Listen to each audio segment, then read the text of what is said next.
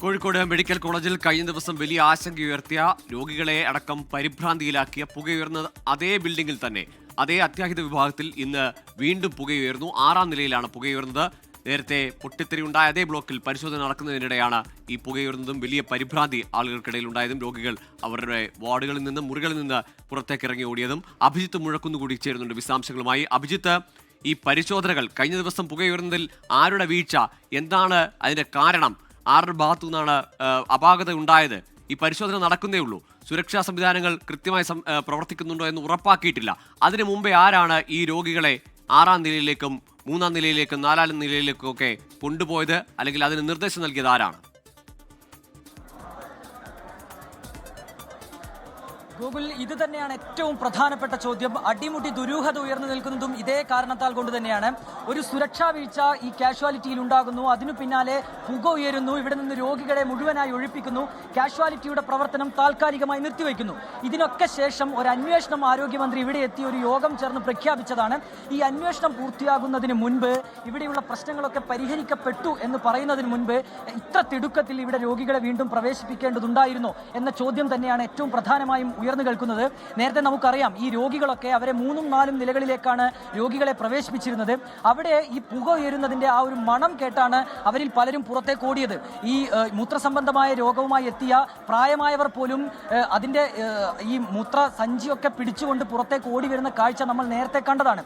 അപ്പോൾ അവർക്ക് കൃത്യമായി ഒരു പരിചരണം ഇവിടെ നിന്ന് ലഭിച്ചിരുന്നോ?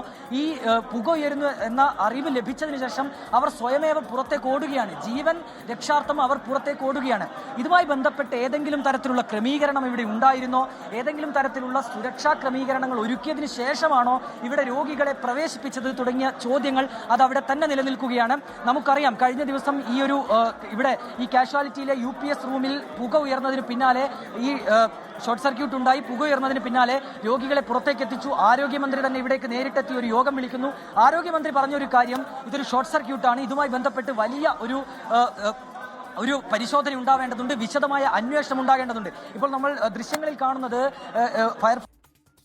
പ്പെട്ട ഉപകരണങ്ങളും ഒക്കെയായി അകത്തേക്ക് പോയതാണ്. നേരത്തെ മെഡിക്കൽ കോളേജ് അധികൃതർ നമ്മളോട് വ്യക്തമാക്കിയത് അവിടെ ഒരു പ്രശ്നവുമില്ല, പുക നിയന്ത്രണ വിധേയമാണ്, എല്ലാം അണച്ചിട്ടുണ്ട് എന്നാണ്. പക്ഷേ അങ്ങനെയല്ല കാര്യങ്ങളെന്ന് നമുക്ക് ഈ ദൃശ്യങ്ങളിൽ നിന്ന് വ്യക്തമാകും. കൂടുതൽ ഫയർഫോഴ്സ് ഉദ്യോഗസ്ഥർ അകത്തേക്ക് പോകുന്നു, ഫയർഫോഴ്സ് അനുബന്ധമായ ഉപകരണങ്ങൾ അകത്തേക്ക് എത്തിക്കുന്നു. അങ്ങനെയെങ്കിൽ അവിടെ നിയന്ത്രണ വിധേയമല്ല എന്നുകൂടി നമ്മൾ മനസ്സിലാക്കേണ്ടിയിരിക്കുന്നു. ഏതാണ്ട് 35ഓളം രോഗികൾ ഈ 3ാം നിലയിലുണ്ടായിരുന്നു, 10ഓളം രോഗികൾ 4ാം നിലയിലുണ്ടായിരുന്നു. അങ്ങനെ ഏതാണ്ട് 50-നടുത്ത് രോഗികൾ കാഷ്വാലിറ്റിയിൽ ഇന്നുണ്ടായിരുന്നു എന്ന് പറയുമ്പോൾ ഈ അന്വേഷണങ്ങളൊക്കെ പൂർത്തിയായിട്ടാണോ രോഗികളെ വീണ്ടും അവിടേക്ക് പ്രവേശിപ്പിച്ചത്? എല്ലാ പരിശോധനകളും നടന്നു കഴിഞ്ഞിട്ടാണോ രോഗികളെ പ്രവേശിപ്പിച്ചത് തുടങ്ങിയ ചോദ്യങ്ങൾ അവിടെ ബാക്കിയാവുകയാണ്.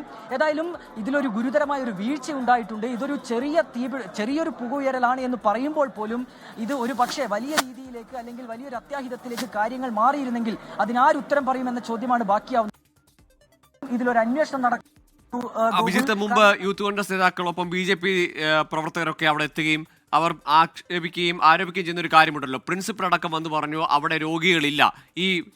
കഴിഞ്ഞ ദിവസം അത്യാഹിതമുണ്ടായ ഈ അപകട സാഹചര്യമുണ്ടായ പുകയുയർന്ന ബ്ലോക്കിലേക്ക് രോഗികളെ പ്രവേശിപ്പിച്ചിട്ടില്ല എന്ന് മാധ്യമങ്ങളോടക്കം പറഞ്ഞു. അതിനുശേഷം പിന്നാമ്പുറത്തുകൂടി ആളുകളെ അവിടെ പ്രവേശിപ്പിക്കുന്നു. ആ ആളുകൾ വലിയ ബുദ്ധിമുട്ടുണ്ടായി ഇപ്പോൾ പുറത്തേക്ക് ഓടേണ്ടി വരുന്നു. ഇപ്പോൾ മെഡിക്കൽ കോളേജ് സൂപ്രണ്ടോ പ്രിൻസിപ്പലോ അങ്ങനെ പ്രധാനപ്പെട്ട ചുമതലയുള്ള ആളുകൾ ആരെങ്കിലും ഇക്കാര്യത്തിൽ എന്തെങ്കിലും പ്രതികരണം നടത്തുന്നുണ്ടോ? അവരുടെ സാന്നിധ്യം അവിടെ ഉണ്ടോ?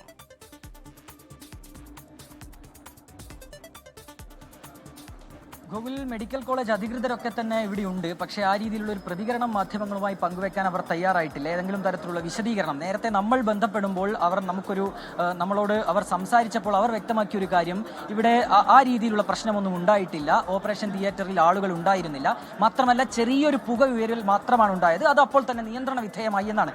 പക്ഷേ നിലവിലെ സാഹചര്യങ്ങൾ ഇവിടെ എത്തുമ്പോൾ നമുക്ക് മനസ്സിലാകുന്നത് നിലവിൽ മാധ്യമങ്ങളെ ഉള്ളിലേക്ക് കടത്തിവിട്ടിട്ടില്ല, നമ്മൾ പുറത്തു നിൽക്കുകയാണ്. പക്ഷേ നമ്മൾ ഇപ്പോൾ ഇതുമായി ബന്ധപ്പെട്ട് ഫയർഫോഴ്സ് ഫയർഫോഴ്സ് ഉദ്യോഗസ്ഥരോടും മറ്റും സംസാരിക്കുമ്പോൾ മനസ്സിലാക്കുന്നത് അങ്ങനെയല്ല കാര്യങ്ങൾ. ഈ ബന്ധപ്പെട്ട ഉപകരണങ്ങളൊക്കെ, ഈ പുക വലിച്ചെടുക്കുന്നതിനാവശ്യമായ ഉപകരണങ്ങളൊക്കെ ഈ 6ാം നിലയിലേക്ക് കൊണ്ടുപോയിക്കൊണ്ടിരിക്കുകയാണ്. അവിടെ ഈ ഓപ്പറേഷൻ തിയേറ്ററാണ് പ്രവർത്തിക്കുന്നത്. ഈ ഓപ്പറേഷൻ തിയേറ്ററിൽ ഉപയോഗിക്കുന്ന ഒരു ഉപകരണം ഈ ഷോർട്ട് സർക്യൂട്ട് എന്നാണ് പ്രാഥമികമായി വിലയിരുത്തുന്നത്.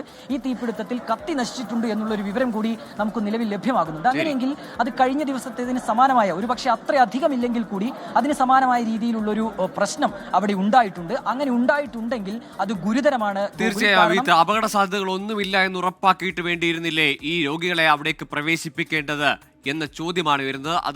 അതിന് മറുപടിയാണ് അത്തരത്തിൽ നിരുത്തരവാദിത്വപരമായി ലാഘവത്തോടുകൂടി കൈകാര്യം ചെയ്തുകൊണ്ടാണ് ഇപ്പോൾ ആ കോറിഡോറിലടക്കം രോഗികൾക്ക് കിടക്കയിൽ അവരെ ആ കോറിഡോറിലടക്കം നിർത്തേണ്ടി വരുന്നവർ കൂട്ടിരിപ്പുകാർക്ക് അവിടെ വരാന്തകളിൽ ഇരിക്കേണ്ടി വരുന്നത്. ഏതായാലും ഗുരുതരമായ വീഴ്ചയാണ് കോഴിക്കോട് മെഡിക്കൽ കോളേജിന്റെ ഭാഗത്തു നിന്ന് വീണ്ടും ഉണ്ടാകുന്നത്.